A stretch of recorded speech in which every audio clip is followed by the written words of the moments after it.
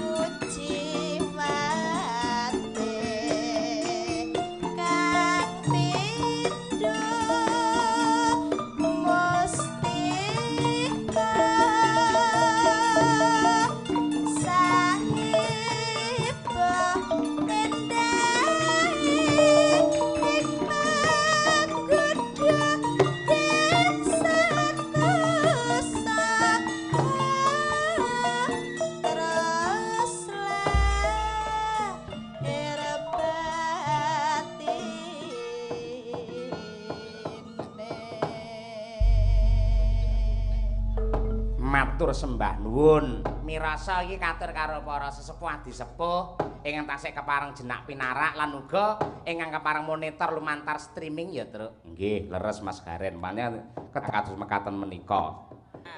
Sing iso nambani kesel kuwi mung kari kowe nong. Wong kok mulah malih, mau Mbak Elisa saiki winong, mulah malih ora. Aku ngono, plan-plin aku, plin-plan. Ngadeg kono. Mau wis dolan ning ngene Mas Dar ya nong ya. Sampun. Wis ngerti daleme kono. Sampun. Kowe mangkat arepe ngene Mas Dar mau ning omah kaya wis mangan. Lah aku ndelok story ning kono ya mangan neh kowe. Lah anu kok dimasakne napa iwak patin. Oh, patin. Nah, niku kula remen, Pak. Dados wingi dimasakke lele. Lah niku kula paling seneng, Pak. Ngono ya. Kei pecel. Wah, ini favorit, Pak. Apa-apa seneng ya. Ayo. Kowe ra lungko ngono ya, Nong ya. Niki kula wau sehari makan 5 kali. 5 kali. Sik kalah kali Bu Kesi pun ping 7 niku malah. Ayo, kalah loro kowe. Ayo. Ngalor ngidul nyonggo ajang terus kok. Ayo. Ngono ngene Mbah Sukren guyu terus karo muni. Bene Mas. Ayo mantu aneh. Ayo. Ayo nyenengke ning ngono ya wong ngrasah teh deng aling-aling ngono kuwi lho ya madang. Pengin imbuh ya imbuh ngono ae aman. Ayo ngono wis. Jaman merdika mosok kurang mangan. Ayo ngono kuwi. Ya nang berdiri nang. Ya. Nggih. Kowe iki ngadeg nek aku nyawang kowe iki kaya aku iki kaya anu lho. Aku pluntur ngono lho wisan. Dibati ngono ya lho. Ayo. Aku pluntur gong. Ayo. Pak menawi Apa? lagune digantos pripun? Boleh. Sing penting nembang kowe sing penting. Manut harga hampir sawet anggar kowe oke. Ayo. Upamane apa, Nduk? Kitir semilir tapi dijaranke. Takon karo kanca-kanca lek kuwi. Ayo, Gimana Mas Jompong? Boleh enggak? Boleh. Mbah Wir boleh enggak Mbah Wir? Mas Imam boleh enggak? Melek ya tak keplak ndas. Melek piye kuwi? Meleke petang tahun genep dina iki kok ya ora. Iya. Lumun aku. Mare mbang tak selidiki pancen awan iki do ora turu kok. Mas Imam iki angel ya kon sare pancen awan iki ora angel pancen. Nek jaraki gareng, jaraki petruk ngono kuwi tok ya. Nah, bareng bengi pamane terus rada cara baterai rada ngedrop ya biasa. Ayo, Piye, Nang? Nah, Pak. Piye kita semilir piye? Nggih. Oke. Oke. Mas Danang oke kok. Oke, ora masalah. Nek ampun oke. Karyane Pak Geduk Siswantara. Nah, Kediri. Ya, kaya apa? Anggo bawa langsung. Bawane napa, Pak? Mboten wonten. Lah ya iku takon kok ya aku ki kok ya. Ampun. Langsung mawon. Iya, wah. Gemene wekdal to, Pak? Wah, gayamu. Ya wis. Cah semono senengane langsungan. Ayo. Ora apa-apa noh. Oke, ya. Monggo, gitir sumilir dados. Hoi.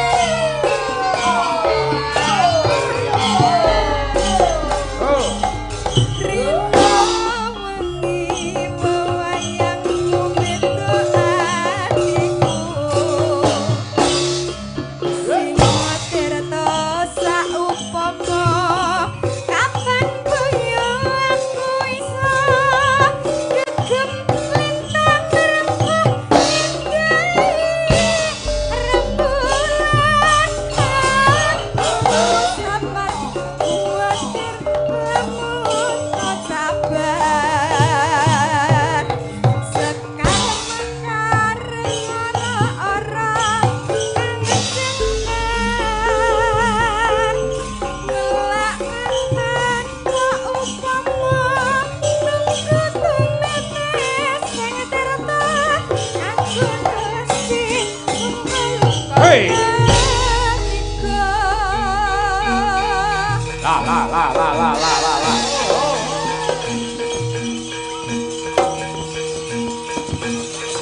Nyeleng.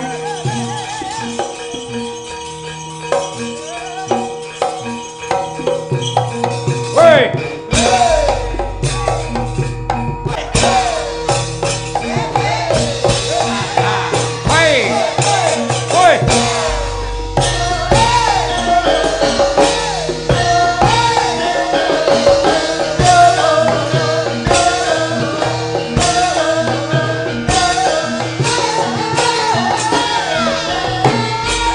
Ayo no.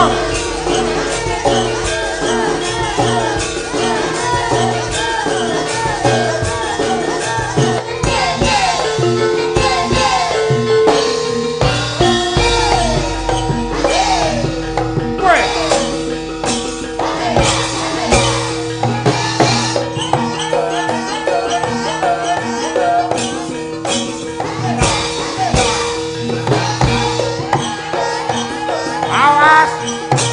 Woi.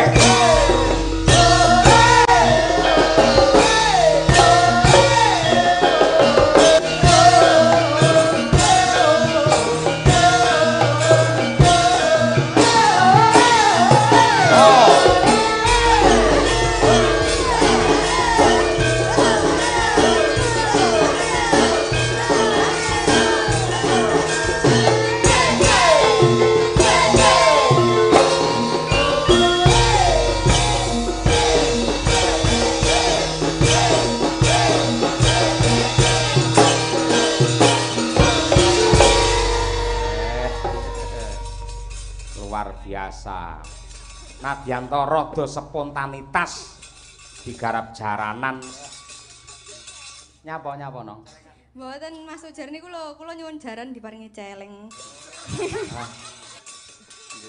Mbak Lisa bareng karo Mas Taslim. Iki. Dadi lek renek pelawake ngeten iki ya kanca-kanca dimanfaatke. Ayo. Monggo Mas Taslim. Sak derenge mingkah monggo jungkatan riyen. Ayo. Jungkati apane ora senengane.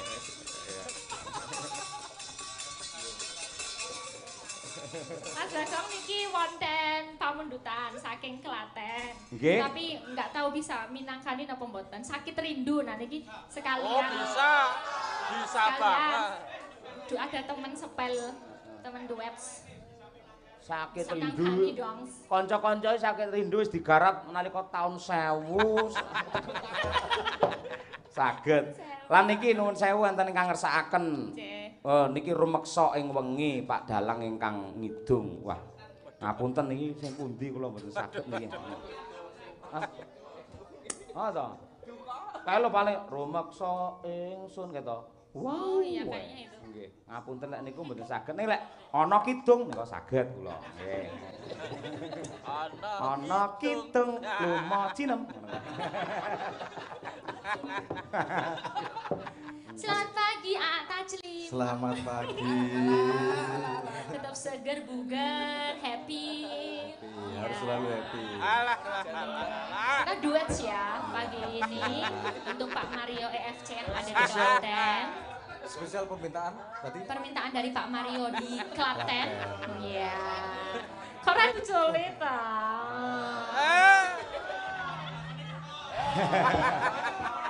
Hati-hati lho Mbak, wi bojone galak lho wi ora. Oh, nanti Wis kepanggih. kenal. Kita pernah satu syutingan bareng gitu. Iya, Aman. Oh, Tapi iya. nek Pak Taslim iki aman sekali chat ngono dihapus dadi ya. Lah aku salahku mesti tak eman-eman kok. Ayo, iki sejarah kok. Ayo. Sakit rindu ya ki? Nggih. Oke. Mas siap. kali ngotes sih. Lega. Oh ya harus no. Bakal golek nganti Sekalian. tindak kundur ngono aku ya melu mulih. Ayo. Mbak Elisa sampeyan ora ngerti to? Pak Lurah Kalinggo iki putra Mbah Sukron sing paling multi talenta. Oh, paling multi talent. Dalang. Dalang bagus. Teng YouTube enten. Oh, tadi nyanyi nembang jelas oke. Jelas oke, ngibot. Ngibot bisa. Bu, anggere efek. Mboten ding campur sari. Campur sari. Niku anake Mbah Sukron sing paling apa tersayang nalika SMA niku le nitih teng mriki Purworejo dereng enten sing duwe tumpakane wis RGR yen niku. Oh, dadi lek numpake ngarep omah pun murep. Murep ngoten niku wis mlayune 100 punjul. Ibu terus ngelus astagfirullahaladzim, astagfirullahaladzim. Ngono kuwi. Nggih. Bar niku terus Mas Kangko gak kalah. Aku njaluk RZR. Dadi RGR kali RZR. Kula nggih njaluk Shogun. Shogun biru ya ta? Ungu. Ayo. Ditabrakne sukat kae. Aku ngatasi Shogun kok milik umum. Ayo. Aku ora tau nganggo ngerti-ngerti kok remuk. Ayo. Ora apa-apa.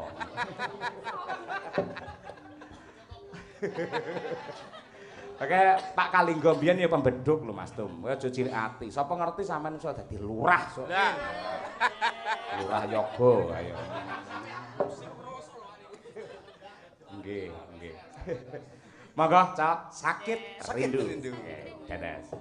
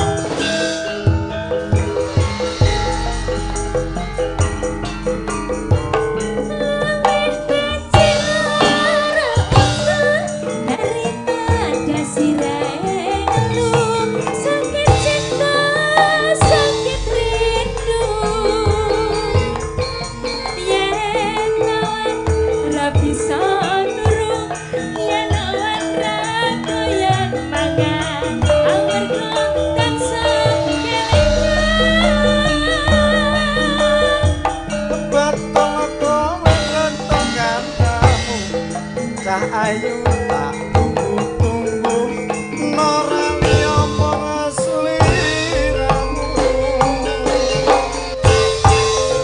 rino wengi dadi penmu wani sumpah njalukmu cah ayu joku ya guyu cesan